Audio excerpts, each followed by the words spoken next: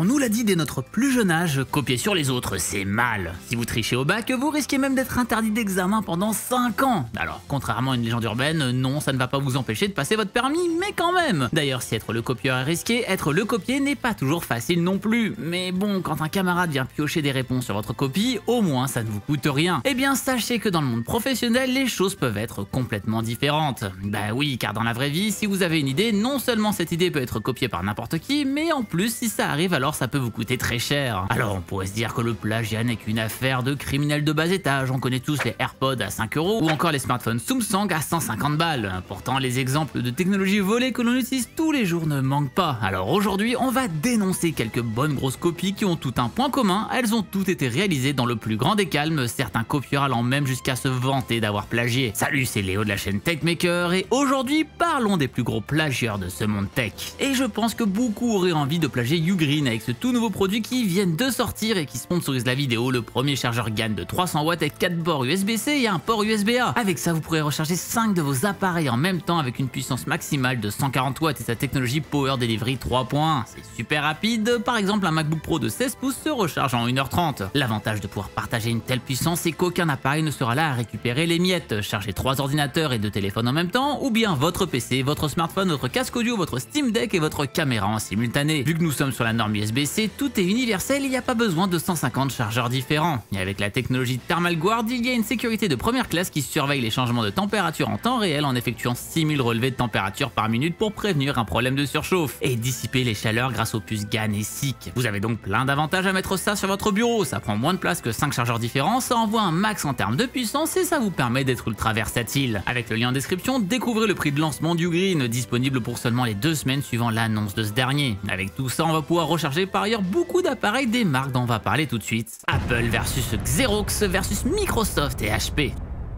Sur ces 4 noms, vous en connaissez probablement au moins 3. Mais que peut donc concerner cette querelle qui implique des entreprises aussi importantes? Eh bien concrètement, ça concerne ça. Oui, je l'affiche bien à l'écran, hein, le truc qui est plagié. C'est tellement évident pour nous aujourd'hui qu'on a vite fait d'oublier qu'à un moment ou à un autre, il a bien fallu quelqu'un pour y penser. Je parle bien sûr du bureau virtuel. Faut dire quand même que c'est sacrément pratique, et ça l'est encore plus dans les années 80 quand il est apparu. En effet, à l'époque, l'informatique était encore un truc de bon gros nerd, et proposer une analogie virtuelle à ce que tout le monde avait devant soi pour travailler, à savoir un bureau, était finalement un moyen de rendre le tout un peu moins austère et de permettre aux utilisateurs d'avoir au moins quelques repères pour prendre en main ce nouvel outil. À l'époque, une société du nom de Xerox, initialement spécialisée dans les photocopieurs, travaille justement sur différents moyens d'améliorer l'ergonomie générale des ordinateurs, et parmi ces moyens, on retrouve la fameuse interface graphique et plus particulièrement notre bon vieux bureau virtuel. Au cours d'une visite des locaux de l'entreprise, Steve Jobs fut tout de suite fasciné par ce concept. Apple utilisait déjà une interface graphique sur ses produits, mais cette dernière était loin d'arriver à la cheville de celle développée par Xerox. C'est en se basant sur ce qu'il a vu au cours de cette visite que Jobs et son équipe ont développé leur propre version du bureau virtuel. Microsoft aussi a très vite implémenté ce système de bureau virtuel honteusement pompé chez Xerox. Et là où ça devient amusant, c'est quand Apple s'est dit que c'était pas juste à tenter d'attaquer Microsoft et HP, les accusant de les avoir copiés. Le tribunal statuera sur le fait qu'on ne peut pas s'approprier l'analogie virtuelle d'un élément physique, en l'occurrence un bureau. Fallait avoir les balls quand même pour aller au tribunal en avançant ça, mais bon, sur un malentendu, ça aurait peut-être pu passer. Alando et eBay.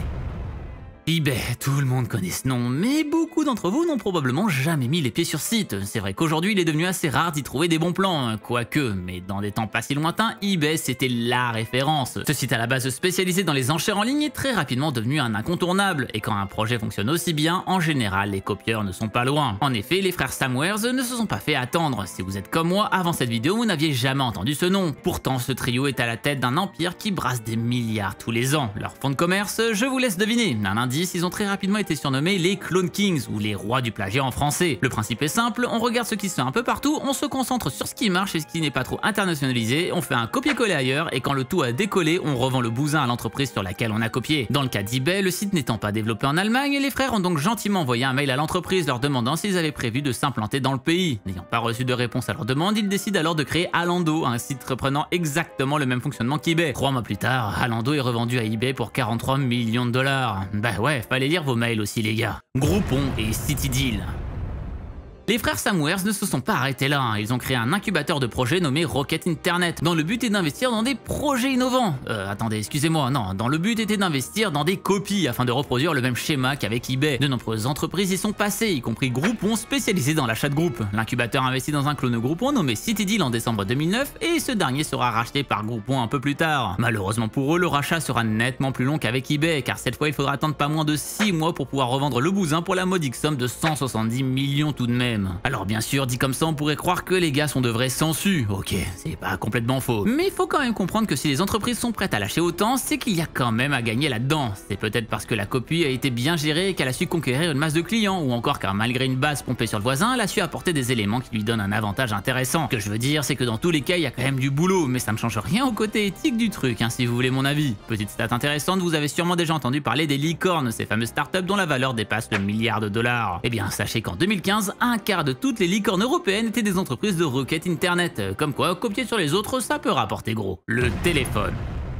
Alexander Graham Bell, ce nom vous dit peut-être quelque chose, c'est tout simplement la personne qui est souvent considérée comme l'inventeur du téléphone, rien que ça. Pourtant les controverses à ce sujet ne manquent pas. En effet, si Bell est bien celui à qui est attribué le brevet du téléphone en 1876, il n'est pas le premier à avoir eu l'idée d'un tel dispositif. C'est souvent difficile de savoir précisément ce qui s'est passé à l'époque, quand c'était il y a plus de 100 ans, on ne peut pas dire avec certitude s'il y a eu plagiat ou si les inventeurs ont juste convergé vers la même idée. Et ça sans aucune concertation. Mais ce qui est sûr, c'est que Bell n'est pas le premier à avoir inventé le téléphone. Deux autres protagonistes font partie de l'équation. Tout d'abord, on a l'inventeur italien Antonio Meucci qui travaillait déjà sur ce qu'il appelait le télétrophone en 1850, soit plus de 25 ans avant le brevet de Bell. Il créa d'ailleurs de nombreuses versions de son dispositif. Une dizaine d'années plus tard, ses inventions furent présentées dans un journal américain. C'est à ce moment que la Western Union Telegraph Company prit contact avec Meucci afin de lui demander une démonstration. Une telle invention avait le potentiel de révolutionner le milieu, et il le savait. Aujourd'hui, on sait à quel point ils avaient vu juste. Bell est soupçonné d'être allé espionner dans des locaux où étaient entreposés les dispositifs, ce qui l'aurait aidé à comprendre son fonctionnement. Et c'est là qu'il faut que je vous fasse un petit aparté sur les brevets de l'époque. Meucci ne roulait pas sur l'or et un brevet classique ça coûte un rein. Heureusement, il existait une autre solution, le patent cavit. En gros, l'idée c'est de protéger son idée sans vraiment déposer de brevet immédiatement, ça coûte carrément moins cher qu'un brevet et ça permet de tester l'idée avant de vider son porte-monnaie pour la protéger avec un vrai brevet. Ça dure un an, c'est renouvelable et quand on en a l'envie et surtout les moyens, on peut le transformer en vrai brevet. Et donc notre ami Meucci a déposé un patent cavit en 1870 sur ce fameux télétrophone. Sauf que manque de moyens, en 1876, il ne renouvellera pas la protection, laissant alors n'importe qui déposer un vrai brevet à son sujet. Et ça ne manquera pas, Bell sauta sur l'occasion et déposa le brevet au tout début de cette année. C'est donc le premier vrai brevet sur l'invention du téléphone et il est au nom de Bell, pas de Meucci. Et petit fun fact, le même jour, un autre américain, Elisha Gray, tenta lui aussi de déposer un brevet sur l'invention. Sauf que dommage pour lui, son dépôt sera fait quelques heures après celui de Bell et sera donc rejeté. Malice ou malchance, difficile à dire. Quoi qu'il en soit, les faits sont là. Il aura fallu attendre 2002 pour que la Chambre des représentants des États-Unis reconnaisse l'antériorité d'Antonio Meucci sur l'invention du téléphone. Les stories Insta.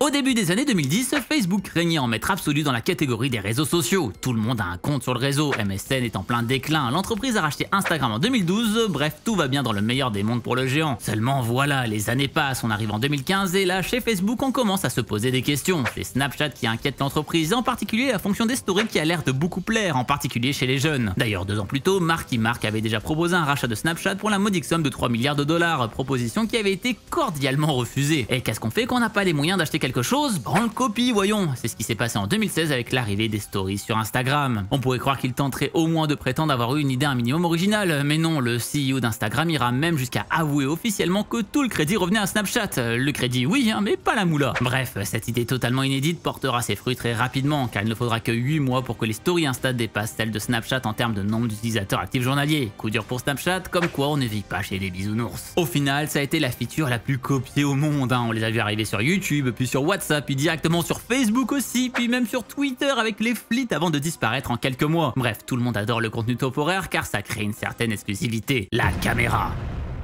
Et en particulier le tube de caméra, c'est tout simplement l'invention qui a permis l'apparition de la télé. En effet, c'était à l'époque le seul moyen de convertir une image en signal électrique. Il était donc utilisé partout dans le monde de la télévision. Il fut mis au point en 1927 par l'inventeur de génie Philo Farnsworth. Et si vous avez pensé à Futurama quand vous avez entendu ce nom, ce n'est pas une coïncidence car c'est bien un hommage à cet homme que le nom du professeur Hubert Farnsworth a été choisi. Et c'est 3 ans plus tard, en 1930, qu'un russe du nom de Vladimir Zvorinkin lui vola son travail suite à une visite organisée dans son laboratoire. Problème, même si Farnsworth a bien déposé déposer un brevet sur le dispositif, Zworykin travaille pour RCA, un mastodonte américain spécialisé dans la radio. Et vous connaissez le monde dans lequel on vit, hein. Peu importe le vice, tant qu'on a les moyens de se payer des avocats qui n'auront aucun scrupule à nous défendre, retournant la loi dans tous les sens pour trouver une faille, bah c'est bon. Et si on ne peut pas gagner, on va au moins faire en sorte de faire traîner un maximum pour pouvoir profiter en attendant. C'est donc seulement après de longues années de bataille que Farnsworth remporta le procès. Même si légalement la question fut réglée à ce moment-là, l'histoire retiendra tout de même Zworykin comme étant l'inventeur de la télévision. Malgré de nouvelles grandes inventions, y compris dans le domaine de la fusion nucléaire, Farnsworth finit sa vie dans la pauvreté, l'alcool et la dépression. C'est grâce à sa femme Pam et à son long combat que Philo fut reconnu. Il fut intégré au San Francisco Hall of Fame ainsi qu'au Television Academy Hall of Fame, et une statue de lui fut construite au Letterman Digital Arts Center à San Francisco. Aujourd'hui encore, les entreprises sont obligées de se méfier de tout le monde pour éviter de se faire voler leurs idées. Je participe régulièrement au CES de Las Vegas et ça n'est pas rare qu'une entreprise se fasse tout simplement voler un prototype présenté sur son stand. Je me souviens de Razer qui s'est fait tirer ses 2 prototypes d'ordinateurs portables en triple screen en 2017. Avec tout ça, on se dit à quoi bon innover, on va tous se faire piquer par de grosses sociétés. Mais ouais, c'est assez déprimant et en vrai, j'ai pas de morale bienveillante pour conclure cette vidéo, désolé. Ouais, on vit dans une saucisse,